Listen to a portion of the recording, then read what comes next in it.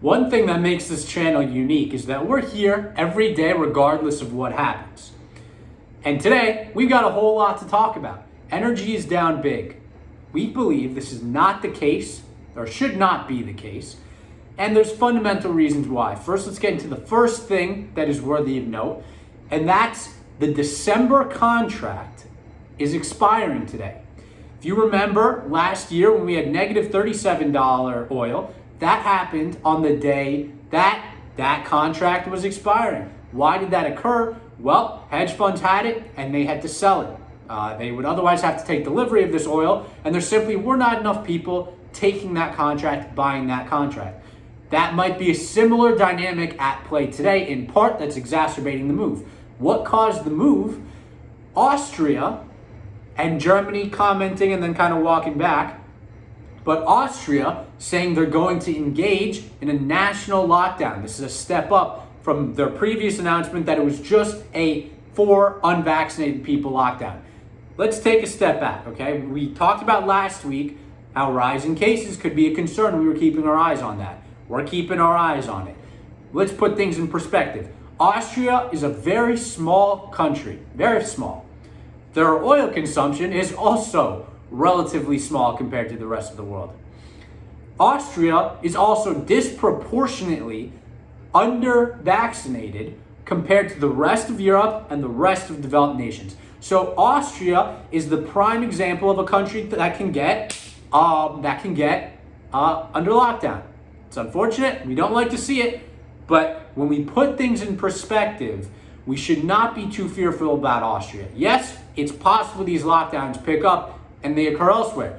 But Goldman Sachs, and we all trust Goldman Sachs over here, says the current move in oil is stretched, and current prices at today's levels would reflect a 4 million barrel drop in crude consumption. And I just don't think that's going to be the case. The world outside of Austria is continuing to open up. This hasn't shaken the US trend, which is continuing to push. Let's not forget, we had a wave, we came back from the wave, and oil prices ended up hitting multi-year highs. We're now about to enter peak travel season with regards to air travel. I know some people say it's end of August, driving season. It's peak air travel season.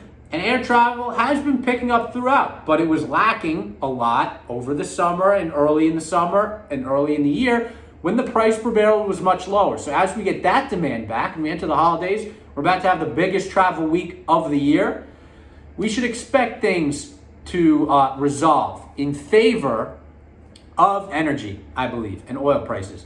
So again, I'm not looking too much in today's move. I am buying aggressively, actually, and I'm taking stock and turning it into call options. I'm selling stock, so hey, maybe I added to the sell-off. Who knows?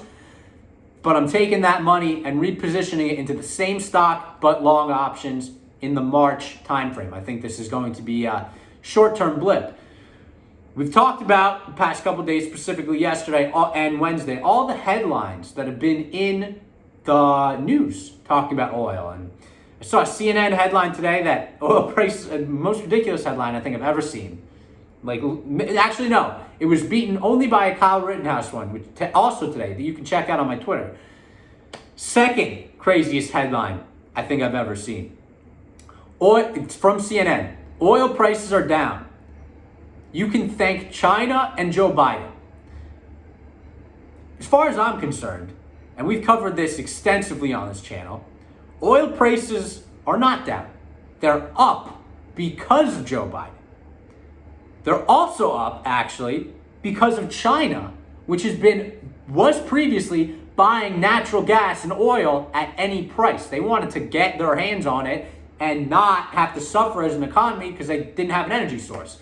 If you remember, they were periodically turning off electricity in various provinces and whatever their equivalent of state is throughout the country. So, interesting reporting by CNN, fake news CNN. I happen to believe that they are fake news. So, interesting headline. We're seeing through all that. We're sticking to the script and the fundamentals, which happen to remain that we're at an oil deficit. there's currently demand at one level and production is slightly below that level. Supply is picking up slightly, but demand is picking up even faster. And that's why we've seen a continued rise. We saw a period earlier, just a couple months ago, July, August, that was very reminiscent of what's going on now. We had COVID cases rising, everyone fearful that we were going back into lockdowns, oil prices fell rapidly, and then what happened? We saw a strong recovery off that level. Feel free to correct me in the comments, but I believe the recovery from that level was the strongest slope we had seen in the price of oil the entire year. And it's been a year of pickup in economic demand. I think this current situation is setting up for a similar environment, and we're going to see what happens. But I believe this situation is setting up for a similar environment that leads to very bullish oil and energy sentiment. Let's not also forget, last week was the highest week of energy buying on record, energy stock buying on record. And typically, when you get a bunch of people bull charging into something, you also get them panicking as soon as they get negative headlines. And this week has been full of negative headlines. So it's no surprise to me that we're seeing a whole lot of sellers out here. Let's calm down, let's relax, let's focus on the fundamentals, let's listen to Goldman Sachs, and I say let's get bullish energy. I'm sticking in the trade, I'm sticking in the position, I feel good about it. We'll see what happens. That's the deal for today. Until next time, peace out. Have a good weekend.